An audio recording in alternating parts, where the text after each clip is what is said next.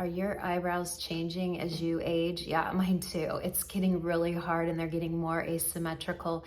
And doing brows can be really, really confusing because there's so many different types of products. There's so many different types of brow gels. Do I do a pencil? Do I do a brown shadow in my brow? Well, you are in the right place if you are completely mystified by brows. So today we have How to Brow Mature Edition. Hi, I'm Michelle Spieler. I'm the creator of Mature Makeup Masterclass. Welcome back to my channel. Today we are going to be quick and easy. We are going to do brows. And the reason we're doing brows is because I just assume everyone knows how to do brows. And I often skip brows in videos because I just find brows so boring.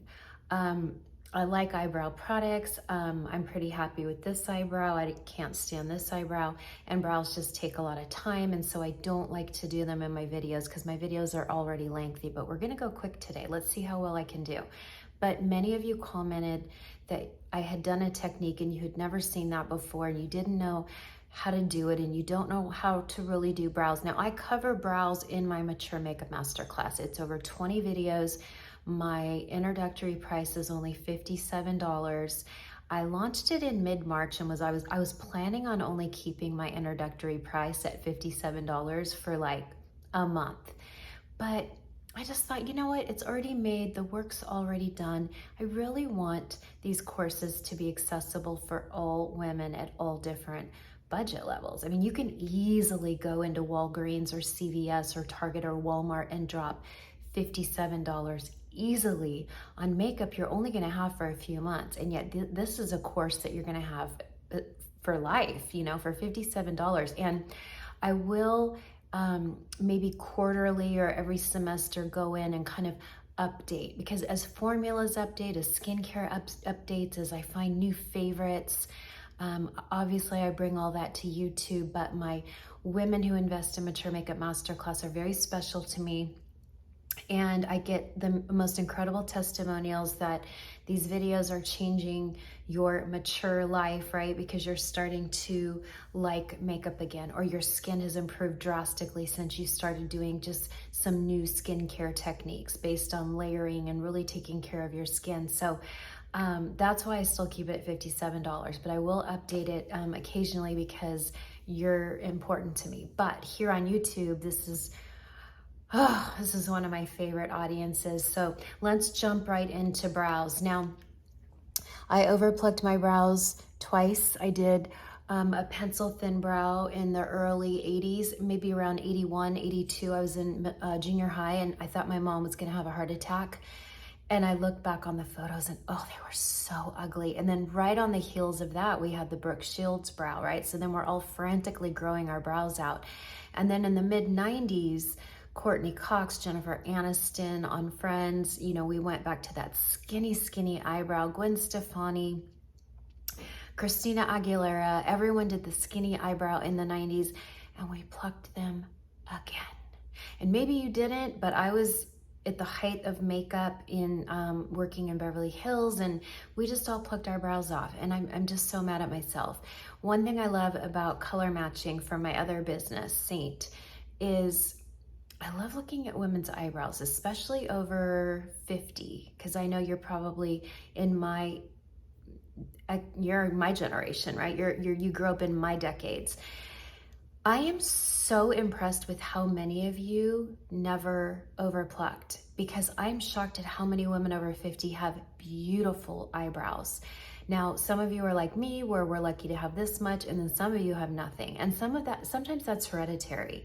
You know, if you have a Native American Indian in you or Asian mixed in you, sometimes you just don't have it in your DNA to have brow hair.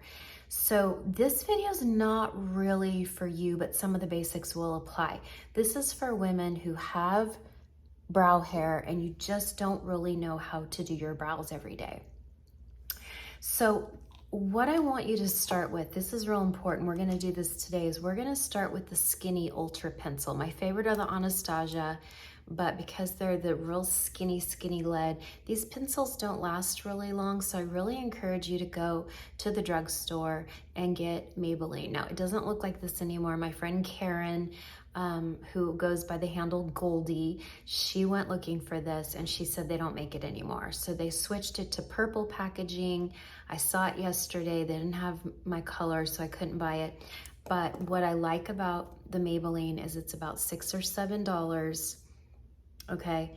And that way you're investing $6 or $7 to learn how to do your brows rather than like $21. And these are not gonna last you very long, but I love them. I love Anastasia. I think she makes the prettiest brow range and brow colors of anyone out there.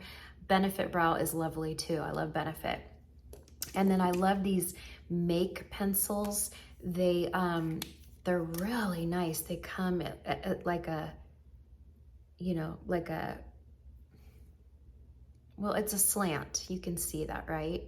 It's a slant, and I really like those too. We'll get into all that. And then I also love the NYX brow pens. This is called Lift and Snatch. These are under 10 bucks, and the NYX is the best brow pen I've ever tried. I've tried so many companies, even Anastasia. I don't like the Anastasia brow pen. Okay, so let's get started. What I want you to do, I'm going to use a black so you can see.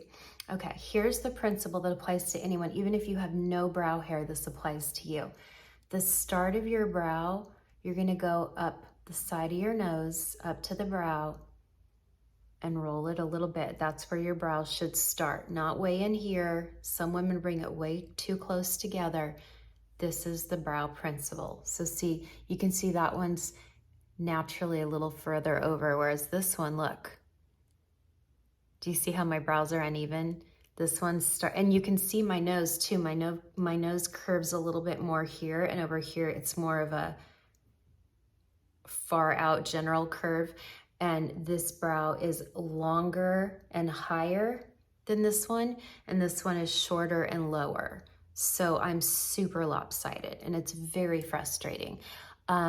But that's the general, that's where your brow starts. So you can go in, and I'm gonna use my taupe brow because I want you to be able to see my little notches I'm gonna make. So we're gonna go in right here, okay? And we're gonna do a little notch. See that little notch? Okay. And then right here, I hit right at it. So this one can just, my notch is actually gonna be in the brow hair because if this notch lines up perfectly, this one's further over, okay? The next one we're gonna do is you're gonna go out to the corner of your eye and the corner of your nose, and your brow is not gonna come down below that. So see how mine's a little bit higher? That's perfect. We're gonna end it right there. The higher, the better, because it lifts our face, it lifts our brow. And remember, I've talked in another video, if you watched it, I have this natural shadow starting because my temple is hollowing out. Think of a skeleton, the temple hollows out, and then we got the brow bone, and then it's also falling. So I have these natural shadows starting, and it tends to make my brows look like I drew them way down here, and I didn't, of course. So the higher the tail ends, the better, okay?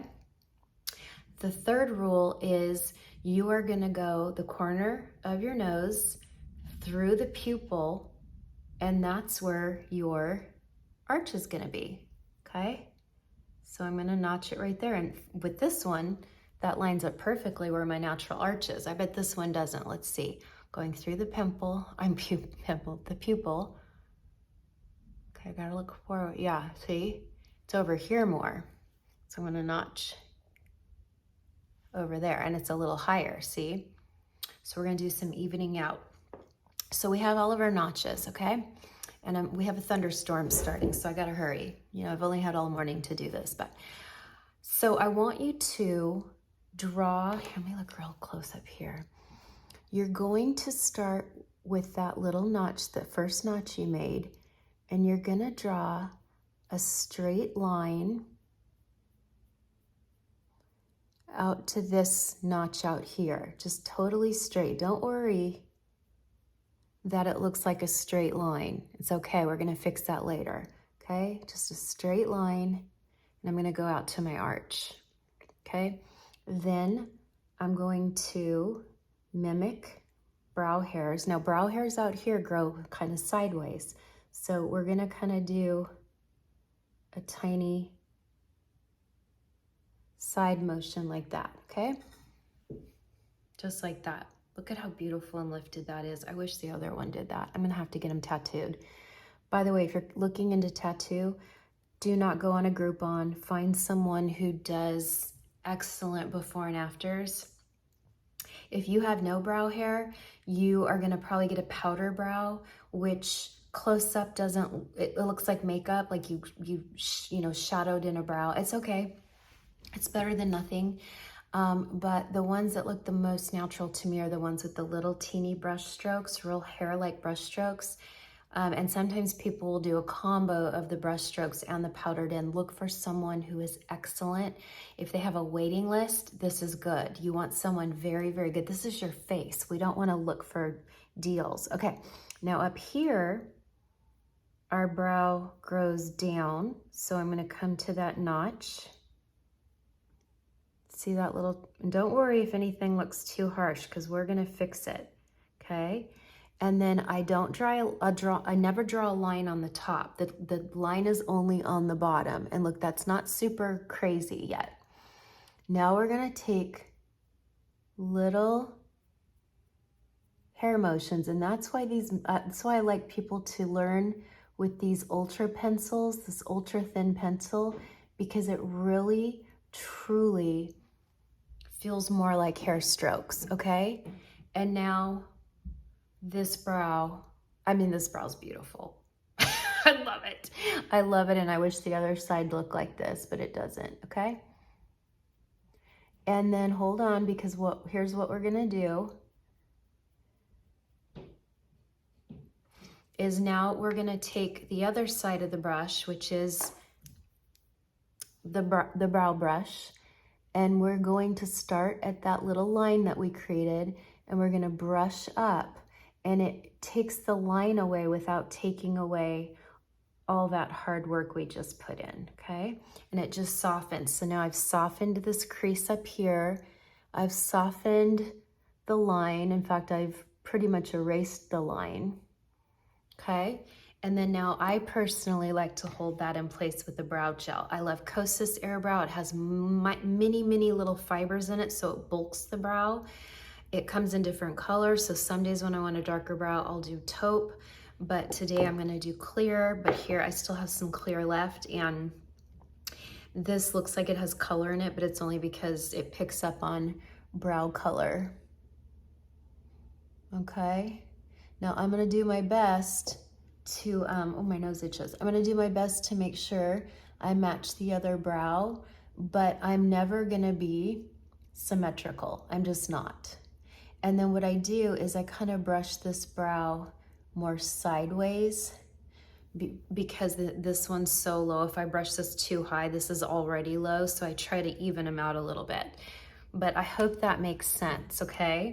And the Maybelline comes in taupe, blonde, soft brown, medium brown, dark brown, black. So definitely try the Maybelline. Why is my nose so itchy? I'm so sorry. Okay, so here we go with the brow I don't like. Ooh, look how green my eyes look.